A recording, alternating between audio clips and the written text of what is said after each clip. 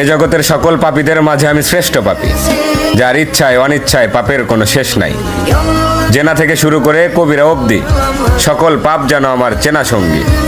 তাই আমিও যদি কিছু চাই, তাহলে কি আমাকেও দেওয়া হবে তোমার অনুগত বান্দাদের ন্যায়? কেননা আমি শুনেছি তুমি রহমান, তুমি রহিম, তুমি এমন এক আল্লাহ যার কাছে চাওয়ার মতো চাইলে নাকি ফিরিয়ে দিতে লজ্জা পাও বান্দার হাত।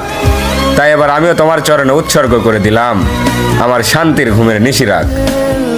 অতঃপর তুমি নাকি এই নিশিরাতেই বলো, বান্দা কার কি লাগবে চেয়ে নাও। আর এবার আমি তোমায় বলছি মালিক, তুমি আমায় দুঃখ দাও।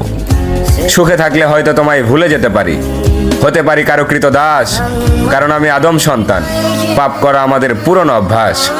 অতঃপর ইয়া রহমান, সব ভুলের ক্ষমাস্বরূপ হয়তো মরিয়ম ইবনে ঈসার মতো আমাকে উঠিয়ে নাও, নয়তো ওমর ইবনে খাত্তাবের মতো খাঁটি হেদায়েত দিয়ে দাও।